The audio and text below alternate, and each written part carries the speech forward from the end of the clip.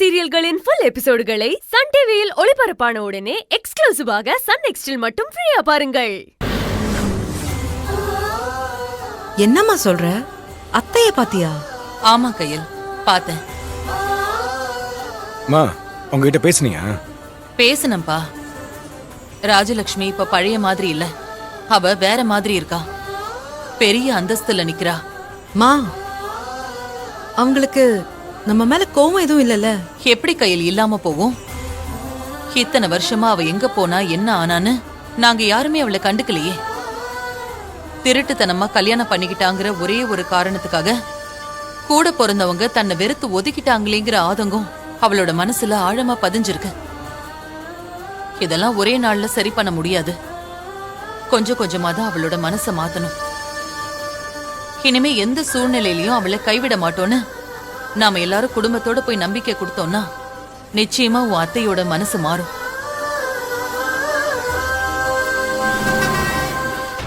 எனக்கெல்லாம் அதுல நம்பிக்கையே இல்லைங்க. ஏண்டி வந்தீங்கன்னு கேட்காத குறையா வாட்ச்மேனை விட்டு நம்மள அவ துரத்தல. என் பேரு வடிவில்லைங்க. ஏண்டி விளங்காதவளே, உன் வாயில நல்லதே வராதா? எப்பா பாரு அபசகுணமா பேசிக்கிட்டு. என்ன இருந்தாலும் அவ என் தங்கச்சி, நல்ல தங்கச்சி. அந்த ரத்த பாசம் அவளுக்கு கொஞ்சமா ஒட்டிக்கிட்டு இருக்கோம்ல.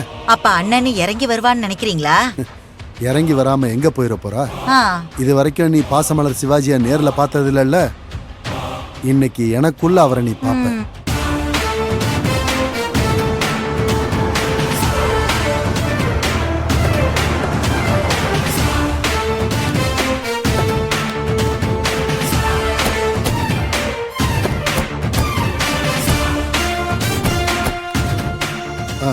வா வடிவு, வா கமர்ச்சி, எல்லாரும் வாங்க.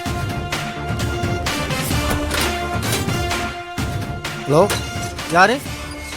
யாருங்க நீங்க? நான் ராஜலட்சுமி மேடத்தோட கூட பிறந்த அண்ணன். அப்படியா? நாங்க எல்லாம் ஒரே ஃபேமிலி. அவங்கள பாக்குறதுக்காக வந்திருக்கோம். சரி, உள்ள வாங்க. வாங்க எல்லாரும் போங்க.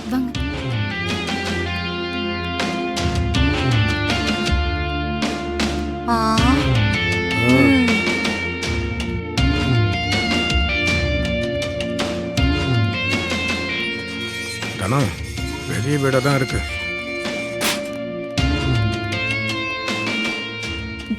இந்த பங்களா பாத்தியா? நம்ம கொண்டு இருந்தா எப்படி இருக்கும்? ஏய், கையிலக்க கேட்ற போறாங்க. வாய் மூடிட்டு வா. அக்கட்ட காட்டி கொடுத்துறாத. சும்மா வா. ரொம்ப வாய் பழகாத, ஈ உள்ள போகுது. வா.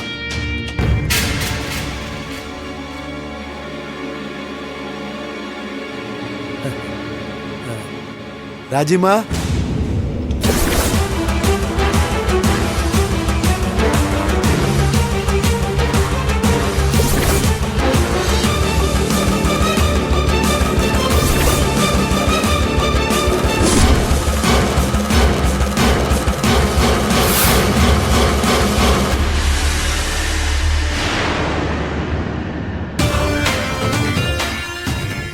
துணிக்கடையில அவ்ளோ திமிரா பேசினாங்களே, இவங்க தான் நம்ம அத்தையா?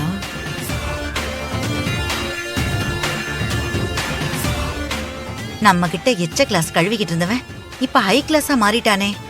எல்லாம் கால கொடுமடா சாமி. வாங்க. வணக்கம் மாப்ள, நல்லா இருக்கீங்களா? ராஜிமா, என்ன விஷயமா எல்லாரும் கும்பலா வந்திருக்கீங்க? கோவிலுக்கு ஏதாவது டொனேஷன் வேணுமா?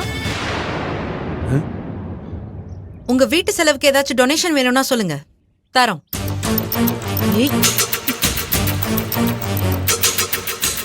கையல், நீ கொஞ்ச நேரம் அமைதியாரு. மன்னிச்சிரு ராஜி, என் பொண்ணு ஏதோ தெரியாம பேசிட்டா. ஓஹோ, இந்த திமிரு பிடிச்சவ உன் பொண்ணு தானா? அப்ப சரிதான், தேனாவட்டாதான் இருப்பா. அவ அப்பங்குணம் அப்படியே இருக்கு. ராஜி, ஒன்னு நாங்க திரும்ப பாப்போன்னு நான் கனவுல கூட நினைக்கல. ஷாக்கா தான் இருக்கும். வீட்டை விட்டு வெளியே விரட்டி விட்டதுக்கு அப்புறம் துக்கம் தாங்காம இவ எங்கேயாவது விழுந்து செத்துருப்பான்னு நினைச்சிருப்பீங்க.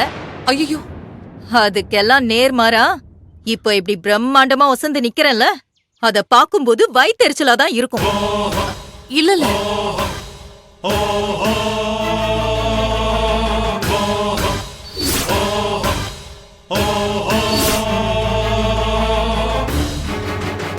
நீ எங்க இருந்தாலும் நீ நல்லா இருக்கணும்னு தான் நினைச்ச ராஜி. அப்படியா? நம்பிட்டேன். உங்க சங்காத்தமே வேணான்னு கடையில சொல்லிட்டு தானே வந்தேன். அதுக்கப்புறம் எதுக்கு வீடு தேடி வந்து டிஸ்டர்ப் பண்றீங்க? வேண்டாம் ராஜி, எங்களை காயப்படுத்தணும்னு உன்னை நீயே கெட்டவளாக்கிக்காத. நிறுத்துங்க. இந்த போலியான கரிசனால எனக்கு தேவையில்லை. அதான் இவ உறவே வேணான்னு குடும்பமா சேர்ந்து என்ன துரத்தி விட்டீங்களா? அப்புறம் எதுக்கு இப்ப வீடு தேடி வந்திருக்கீங்க? தப்புதாம்மா. எனக்கு பிடிக்காதவனை கல்யாணம் பண்ணிக்கிட்டியான்னு உன்னையும் மாப்பிள்ளையையும் அவமானப்படுத்தி துரத்தி விட்டது மன்னிக்க முடியாத தப்பு தான். அதுக்காக உன் கால்ல கூட விழ. எதுக்கு என் காலை வாரி விடவா? ஐயோ, நீ நினைக்கிற மாதிரி நான் அவ்வளவு கெட்டவன்லாம் இல்லம்மா. கரெக்ட். நீ கெட்டவன் எல்லாம் இல்ல. கூட பிறந்த தங்கச்சி உணர்வை மதிக்க தெரியாத கேடு கெட்டவன்.